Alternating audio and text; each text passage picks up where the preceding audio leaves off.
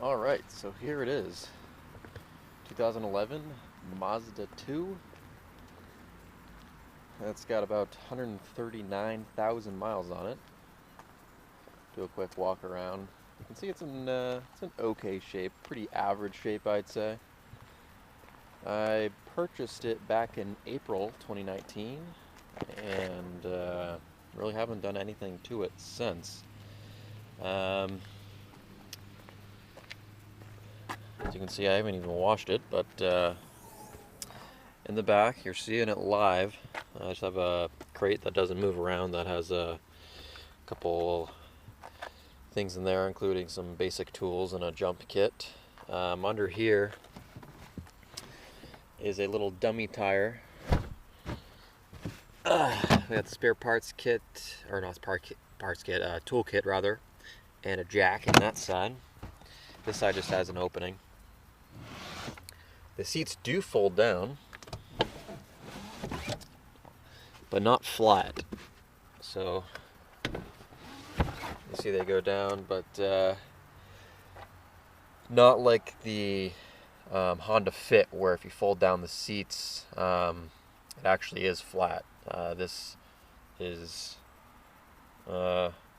not too nice for seats folding flat, but I guess they do fold, so it's got that going for it.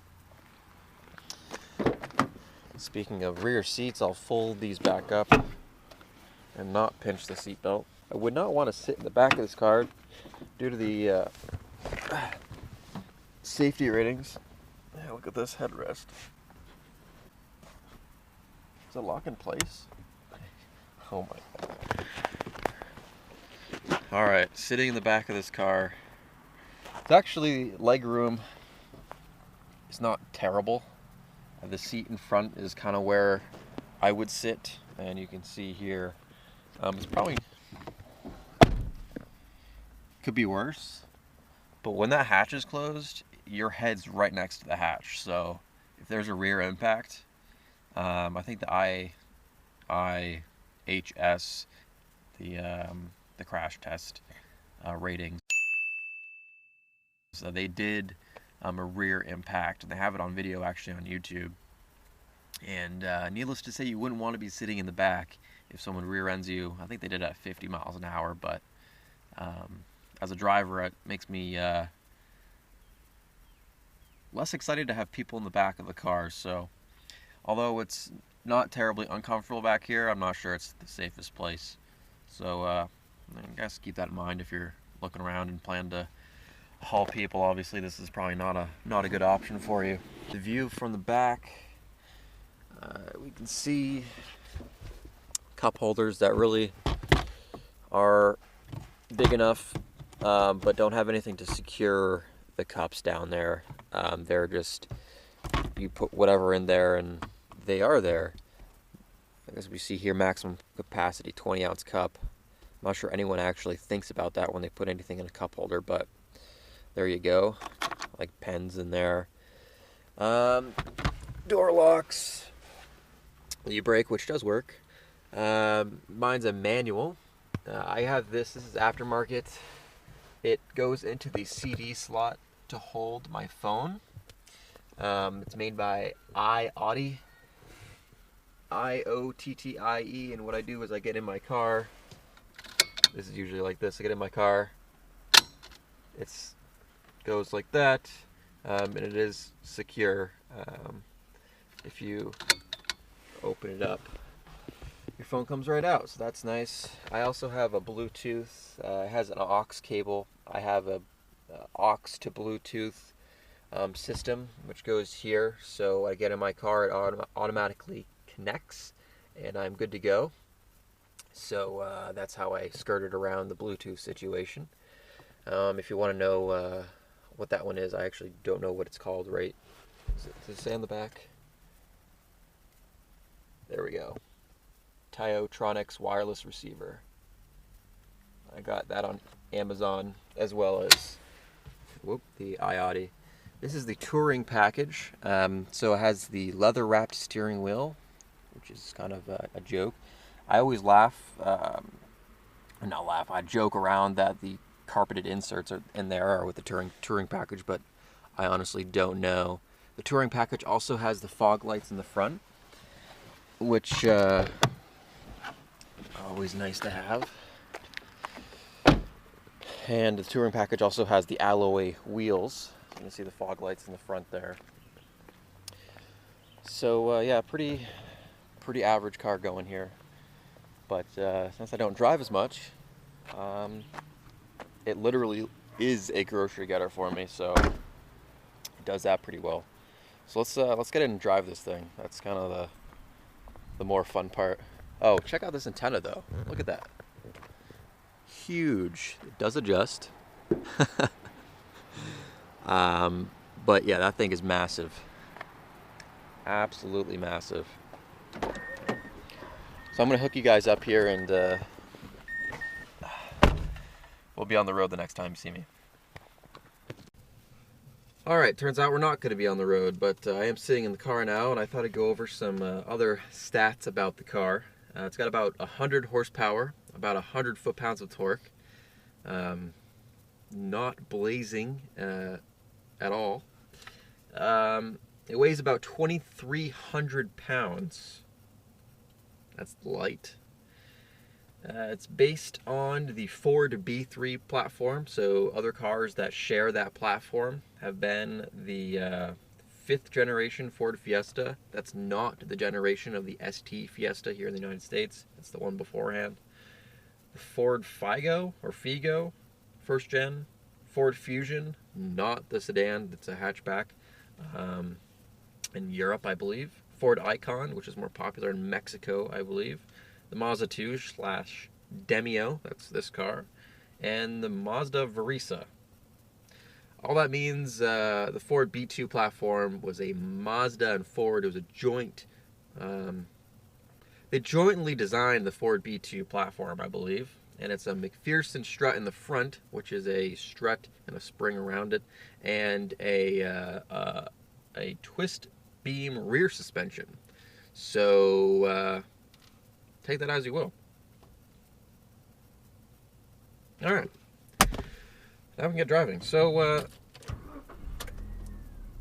starts right up like any other car, I guess. AC blows cold in this one. Again, I got about 139,000 miles on it. Clutch feels like it's going to go at any second, but it's not slipping at all. It just lets off at the very top of the clutch pedal. So overall, the car's not been too exciting. It's also not been terrible. As you guys may know, I used to drive a 2016 Volkswagen Golf with a 5-speed manual. That was a really great car to, I leased it, a really great car to drive. Did everything well, no complaints, really at all. It came as advertised. And this car, not a bad car, not exciting, but I'm just working around the normal used car things that come up. So, for instance, I needed alignment. My steering wheel is a little crooked. It tracks fine, but if my steering wheel is straight, I drive to the right. But if I'm driving straight and the steering wheel is crooked, it doesn't pull any direction. So that's just something I can fix. It's got a clunk when I go over certain bumps. I actually did bring it into the mechanic, or a mechanic, that they couldn't replicate the clunk that I can. And actually, the place I bought it from, it had a clunk there, and they fixed it briefly somehow. So when I drove it off the lot, used car obviously, it didn't come up, but it returned. So I've ordered 2 front sway bar end links. The forums say that that's a good place to check. I crawled underneath this car for about 2 hours trying to find it, and couldn't. So I'm just gonna start replacing parts. The end links are like $30 for both of them, so that's nothing. And otherwise, I'm just gonna try to engine mounts and bushings. So it's just something that bothers me enough to spend the money to fix it. But I'm not going to go too overboard. At least that's what I keep telling myself. So the car, how is it to drive? The car to drive, again, it's not anything blazing. If you want a 0 to 60 test, I'm not sure we can do that, but it won't. It's nothing exciting. So if you've driven any car, it's probably faster than this one. The 5-speed manual definitely helps out. It's simple. Everything is simple. We got the tachometer on the left, speedometer in the middle. We got a little screen on the right, which is pretty helpful. It has different modes. Tells you your can tell you the temperature outside, your average miles per gallon.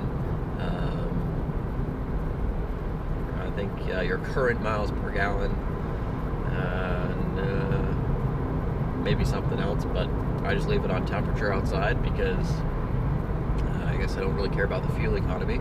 Talking about the fuel economy, I was at Costco the other day, and this other guy, came up to his car, was parked next to me, and he said, "Oh, that thing must get around 60 miles to the gallon." And I was like, "Oh no, not really. I get about 30, low 30s in this car." I think that's two things going for it. One, I don't try to drive to get 40. I kind of drive pretty average, and two, it's got a 1.5 liter engine with no power, so if you want to get anywhere, you're on, half to 3/4 throttle. And if you're looking at this for a first car, or you're looking at this for, in my situation, just a more economical car, or a car for your child, maybe they're in high school and you want to get them a car or something, it's not bad. I would encourage you to look at these safety ratings, however, if they have friends and they're gonna haul them to school or something.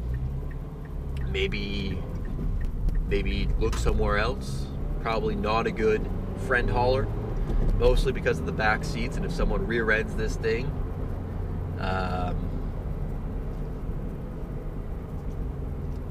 may not be so good, so pay attention to that. The rollover ratings are actually pretty good. I think it was 4.13 or so, around just over 4, which is the ratio that they use. What that means is how many times the vehicle weight times that ratio is how much pressure the roof can withstand, I think, in this area before it crushes in 5 inches.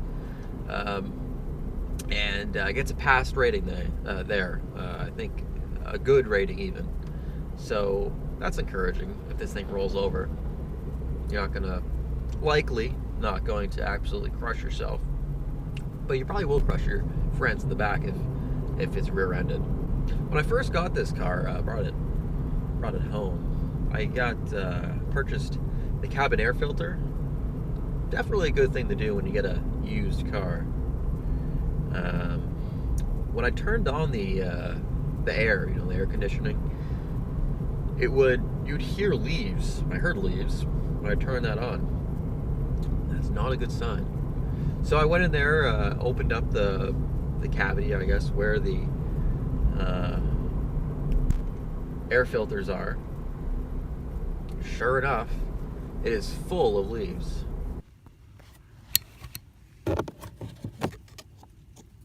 That's not a good sign.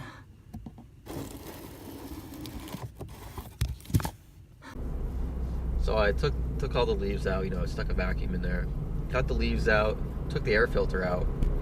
Probably has never been changed, and pretty gross, actually. I think I have a picture. If I have a picture, you're gonna see it right about now.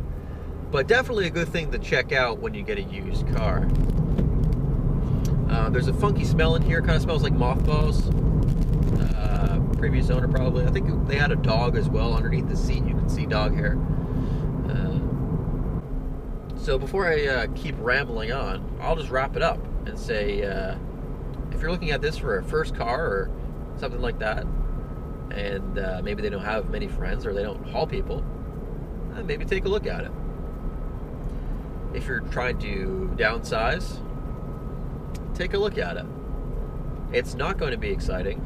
It's not not going to turn heads. It's not going to get great gas mileage in today's standards.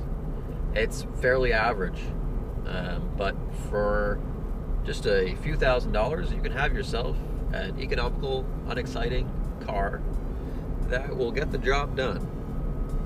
And that's about where I'm going to end it off. So, this is my Mazda 2. Hope you guys enjoyed this one. Let me know what you think in the comments below, and drive safe. Alright, see ya.